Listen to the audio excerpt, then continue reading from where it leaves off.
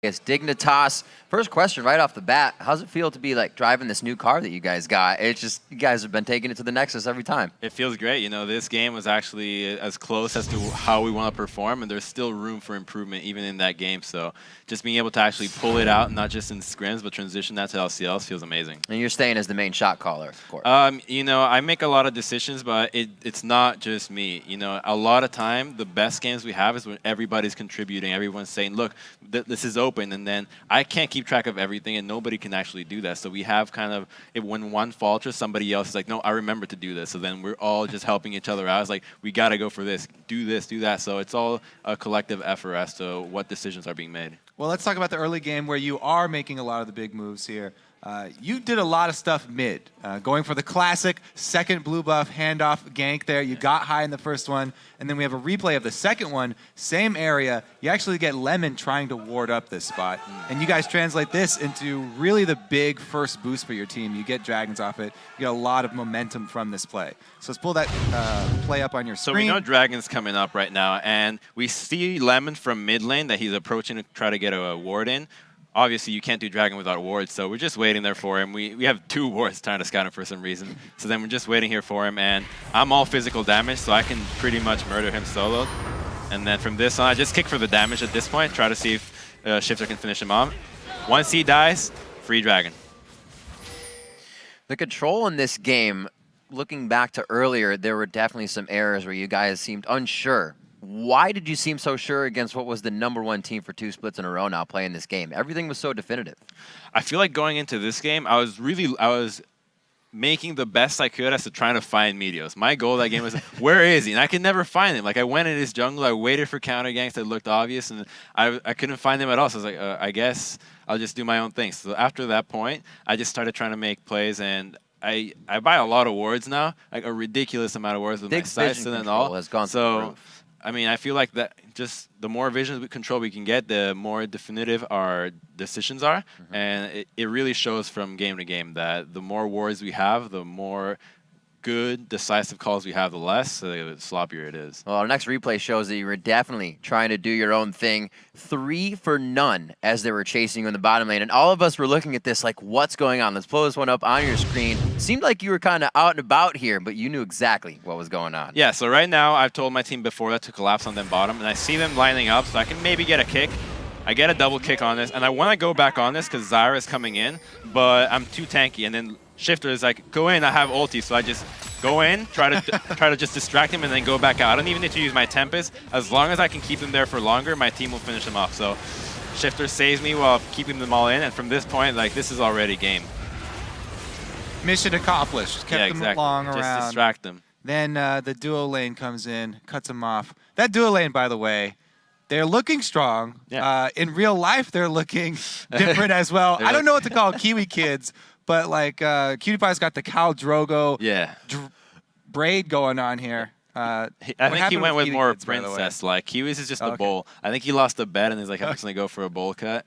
And I mean, it's like a half weird. Yeah, I mean, I don't think it's that bad. I think he can definitely pull it off. So props to him. Adorable indeed.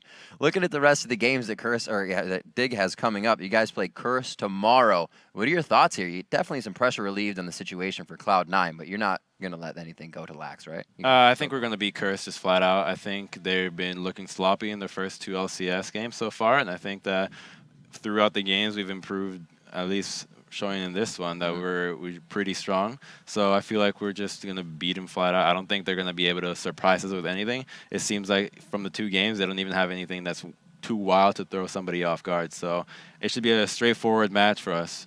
Did you guys have to do anything after the game earlier today? There were obviously a lot more things you wanted to improve on.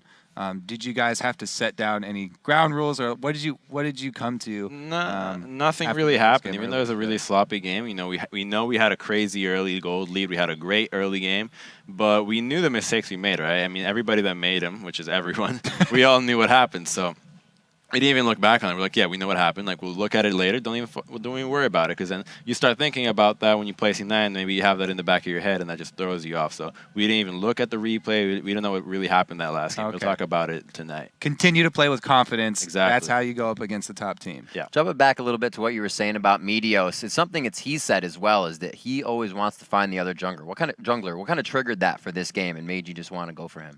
Well, I think that we had kind of bullying lanes, to be honest. Our Zyra, Lucian's a strong laner, Lulu's a strong laner as well, and Shyvana can hold her own against Trundle. So if we can basically remove junglers out of the equation, every lane that's a bully should win. So you can create a little bit of a goal lead in that. Seeing how I'm Lee Sin against Kha'Zix, Kha'Zix is also, Lee Sin is a really strong jungler that can just 1v1 other junglers. So if we can pretty much isolate every matchup to its counterpart, since we have just better early game champions in that regard, we should be able to just create a lot more pressure in the gold lead. So that's why I was looking for him, but I couldn't find them. What do you think about the current state of the junglers? And what would you do in a situation like TSM Amazing was faced with, where they ban out those sort of top four, the Evelynn, Elise, Lee Sin, and Kha'Zix? Then what do you kind of dip into? I think there's a crazy variety of junglers right now. If you're only focusing on those four, then I think you're making a mistake. There's a lot more stuff that you can run around that's strong early game that can defend itself against other champions. So I don't think that's a really poor situation to be in, and I don't think it's a crazy strategy to just go for. So I think just people need to expand their champion pools a little bit more, be able to adapt to outside of the meta picks to be able to just function in case a situation like that happens again. And we talked a little bit about Dyrus. Final question for you, Crumbs, about the team synergy and how they're kind of growing with new players on the team. You know, what do you guys what have you been doing with Shifter and Zion at the house besides practicing to get, kind of that camaraderie going? Well, we went out to eat every day for the last week. So every night we just go out to eat, and then we have a buddy system to clean dishes. So we always duo queue, go to the gym together all the time. So before they came in, we'd go like three times a week, and now we can go up to 5 times. So cool. It's not bad. We can just go, hey, let's go to the gym. Oh, let's go out get food. Let's go do this. So it's more of a buddy system into almost everything that we do now, and that's good for building synergy, of course. Well, it seemed to work out very well. You guys removed Cloud9's silver lining on the second day of the summer split and tarnished that record. Best of luck on the rest of the ride for Dig. All right, everyone, we got to take this last break before our final match of the day, Evil Geniuses versus Counter Logic Gaming. We'll be right back.